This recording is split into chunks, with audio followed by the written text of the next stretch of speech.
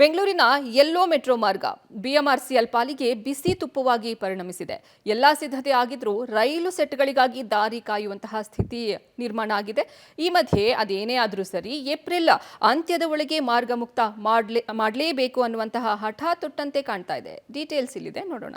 ಬಿಎಂಆರ್ಸಿಎಲ್ಗೆ ತುಪ್ಪವಾದ yellow metro. April ಅಂತ್ಯ ವೇಳೆಗೆ yellow metro open. ಶೀಘ್ರ ಆರಂಭವಾಗಲಿರೋ ಟ್ರ್ಯಾಕ್ ಟೆಸ್ಟಿಂಗ್ ಕಾರ್ಯ. ಯೆಲ್ಲೋ ಮೆಟ್ರೋ ಮಾರ್ಗ ಆದಷ್ಟು ಬೇಗ ಓಪನ್ ಆಗುತ್ತೆ ಅಂತ ಜನರು ತುದಿಗಾಲಲ್ಲಿ ಕಾಯುತ್ತಿದ್ದಾರೆ. ಇತ್ತ ಬಿಎಂಆರ್ಸಿಎಲ್ ಆದಷ್ಟು ಬೇಗ ಮೆಟ್ರೋ ಓಪನ್ ಮಾಡಬೇಕು ಅನ್ನೋ ಕಾತುರದಲ್ಲಿದೆ. ಆದರೆ ಬಿಎಂಆರ್ಸಿಎಲ್ ಆತುರತೆಗೆ ತಕ್ಕಂತೆ ಸಿವಿಲ್ ಟೆಕ್ನಿಕಲ್ ಕೆಲಸಗಳು ಕಂಪ್ಲೀಟ್ ಆದ್ರೂ ಬೇಕಾದ ಸಮಯಕ್ಕೆ ಟ್ರೈನ್ಗಳ ಪೂರೈಕೆ ಆಗದಿರೋದು ಬಿಎಂಆರ್ಸಿಎಲ್ ಹಿನ್ನಡೆಗೆ ಕಾರಣವಾಗಿದ್ದು ಜನರ ಕೆಂಗಣ್ಣಿಗೂ ಕೂಡ ಗುರಿಯಾಗ್ತಿದೆ.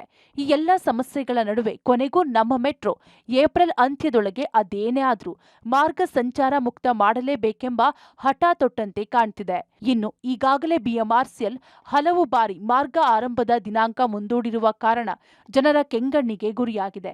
ಇದೇ ಕಾರಣಕ್ಕೆ ಇನ್ಮುಂದೆ ಕಾಯೋದು ಕಷ್ಟ ಅನ್ನೋದನ್ನ ಅರಿತಿರೋ ನಮ್ಮ ಮೆಟ್ರೋ ಏಪ್ರಿಲ್ ಅಂತ್ಯದೊಳಗೆ ಮಾರ್ಗ ಸಂಚಾರ ಮುಕ್ತಗೊಳಿಸಲು ಪ್ಲಾನ್ ಮಾಡಿದೆ. ಸದ್ಯ ಈ ಲೈನ್ನಲ್ಲಿ ಸಂಚಾರ ಮಾಡಲು 2 ಟ್ರೈನ್ಗಳು ಸಿದ್ಧವಾಗಿವೆ. ಇದೇ ತಿಂಗಳ 20ರ ಒಳಗೆ ಇನ್ನೆರಡು ಟ್ರೈನ್ ಬೆಂಗಳೂರು ಸೇರಲಿವೆ.